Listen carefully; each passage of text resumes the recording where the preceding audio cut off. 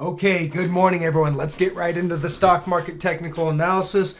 We're going to jump right into it. If you guys are finding value in the content, if your bank account's finding value, drop me a thumbs up, leave me a comment, let me know how I'm doing, let me know how I can improve.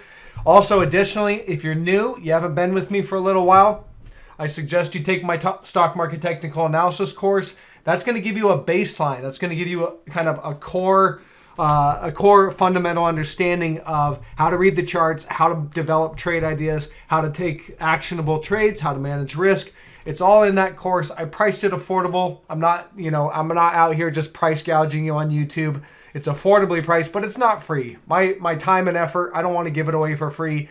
Never give value away for free, okay? So there is a lot of value there though. So check that out. Link in the description below. And then finally, if you're not in the private membership group, I am giving everyone several comments and additional market insights and trade ideas every single day, a lot in the morning, because that's when I really am focused on seeing all the movement and how things are getting positioned around. So I'm putting out a lot of stuff there in the morning. And if you're not in that private member group, I think you're missing out on some valuable insights. Link in the description below to join up on that, or there should be a join button near kind of the old subscribe button. Join up. We'd like to have you. All right, let's get into the technical analysis. So, Triple Q selling down again. My closing market video wrap up that I put out yesterday told you guys that I was flipping short. I gave you the exact reason why. It was all technically based, and I was accurate and right on that move. So we are, you can see today, gapping down, pretty big gap, and this is called a gap and crap. It's a kind of a trap move. So and it basically traps the money that was long and bullish up here. I was one of them up here, but again, yesterday I flipped short, and we are down from the gap down about 3%. So pretty good drop so far today. Now on the daily chart, we've got the June lows. These go back to June of this year. There's your lows, and we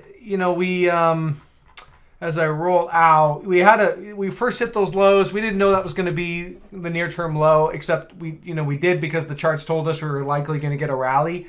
You've been with me on my channel, I flipped long and caught pretty much most of the rally. I flipped short. I went short right up in here. Kind of in this area is where I started to build a short position.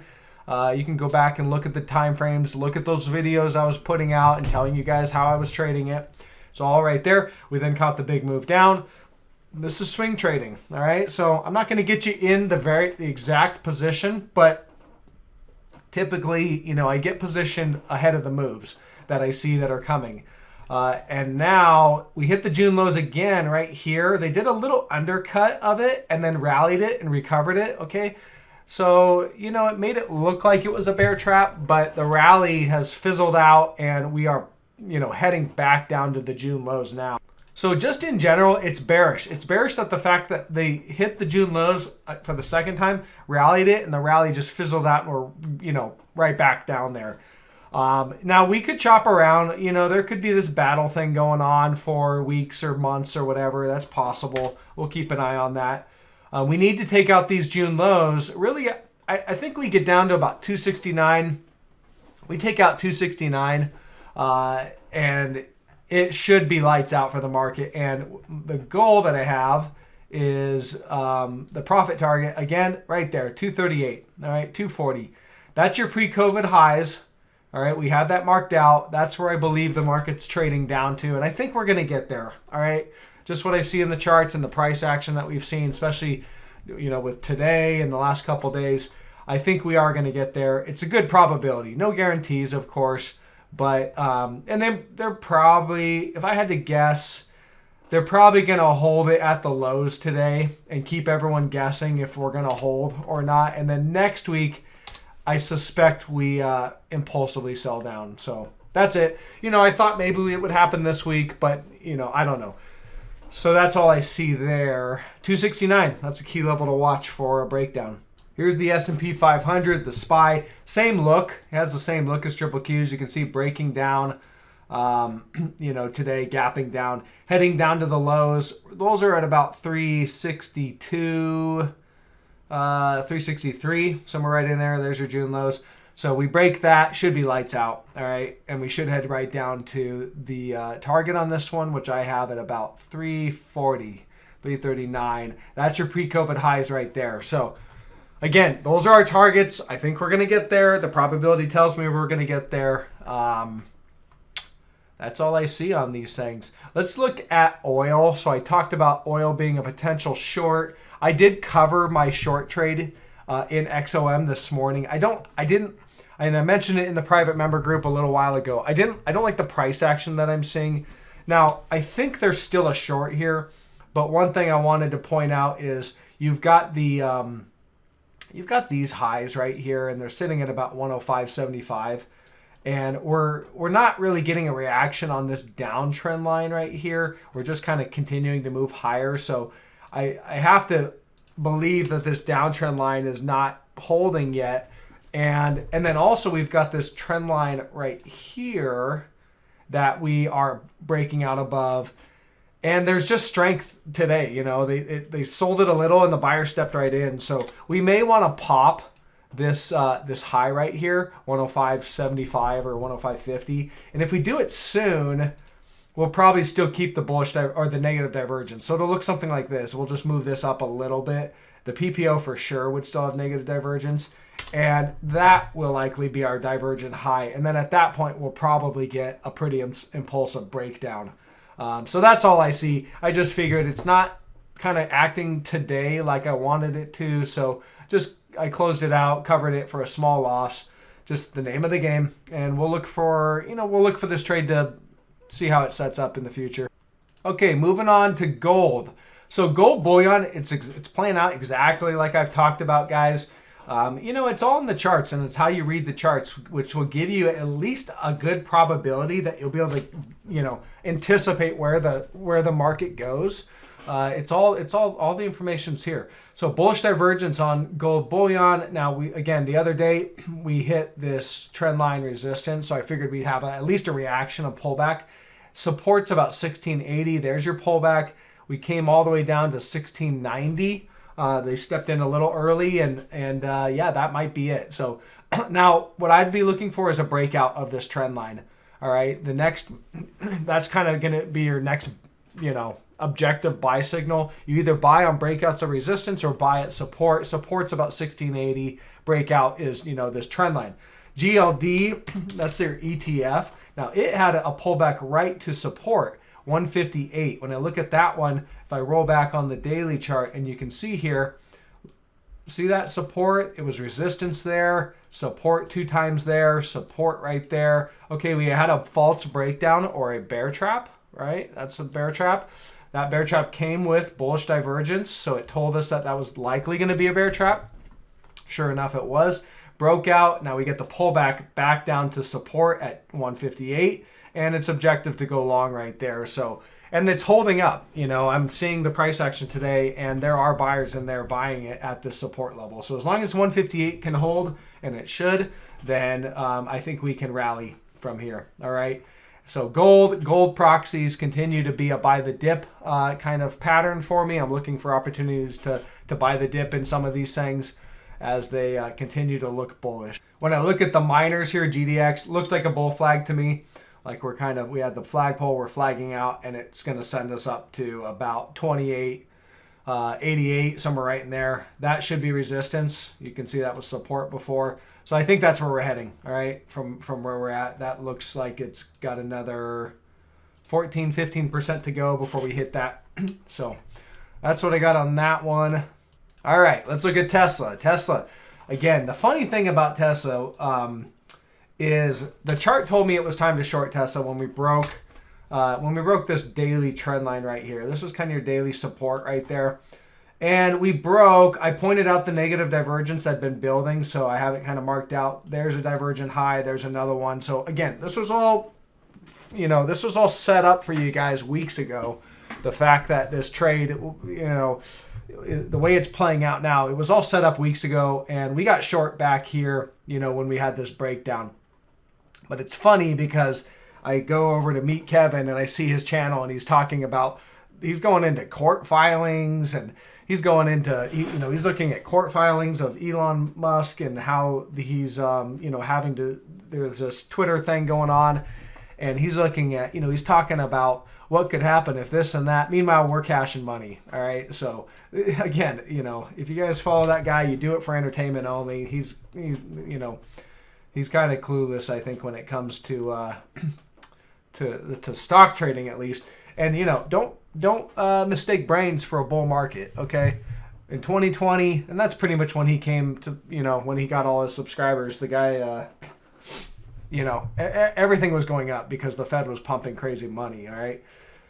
So look at that. Lights out on Tesla from the, basically from the breakdown, the thing's down 20% already.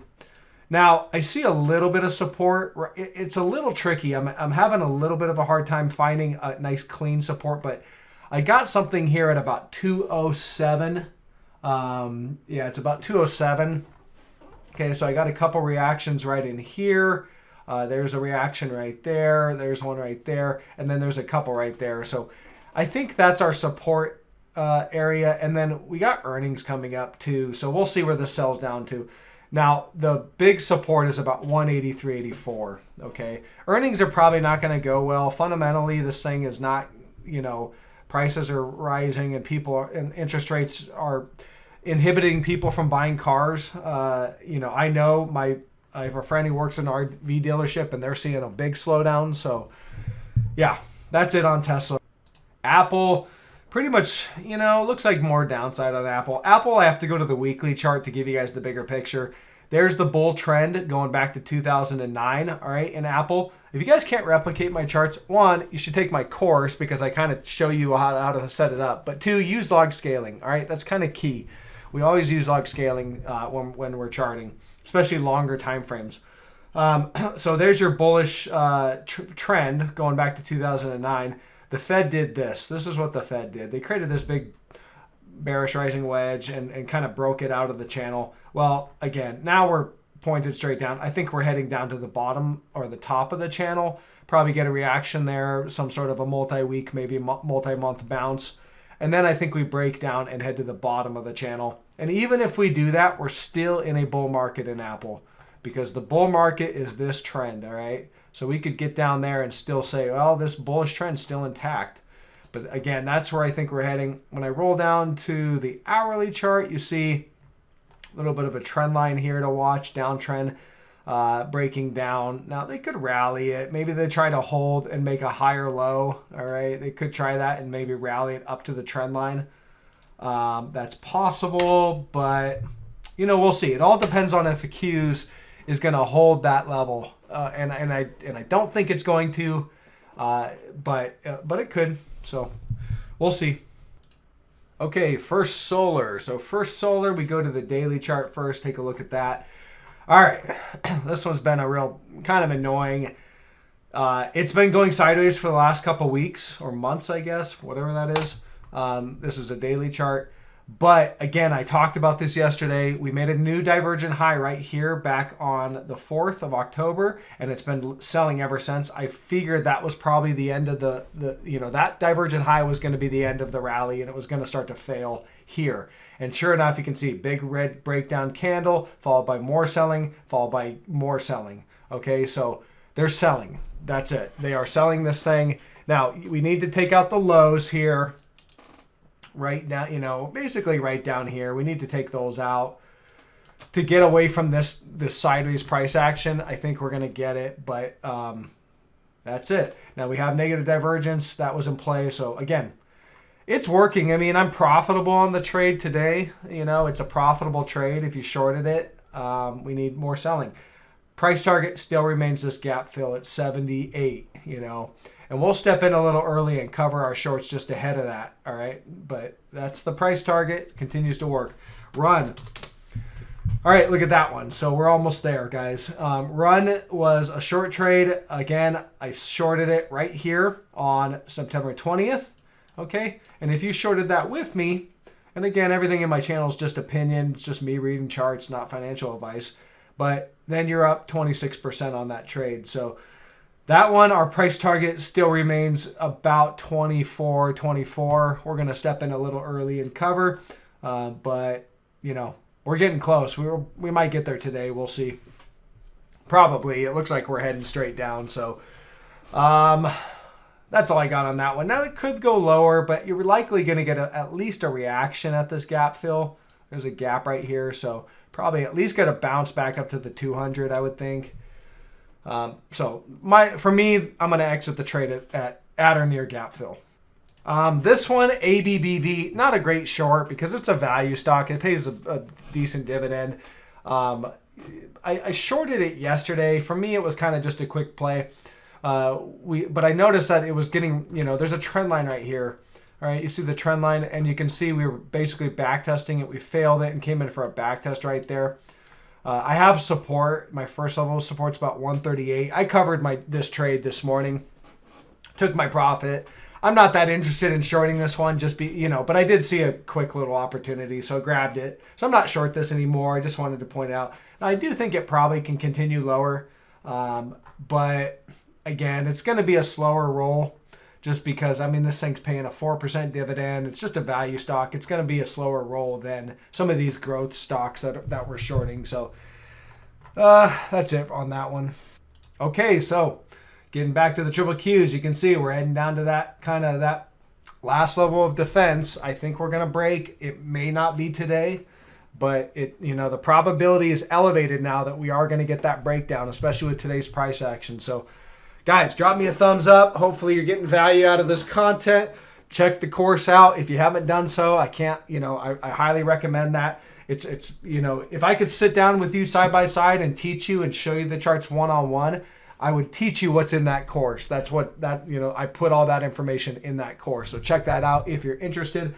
And then the private member group, again, I try to give you guys value on that. Hopefully, if you are a member, maybe leave a comment for everyone, letting them know what kind of value I'm providing. And I will catch you guys on the next one. Live stream coming up tomorrow, guys, for the private member group around 9:15 in the morning Pacific time. All right, take care. Bye.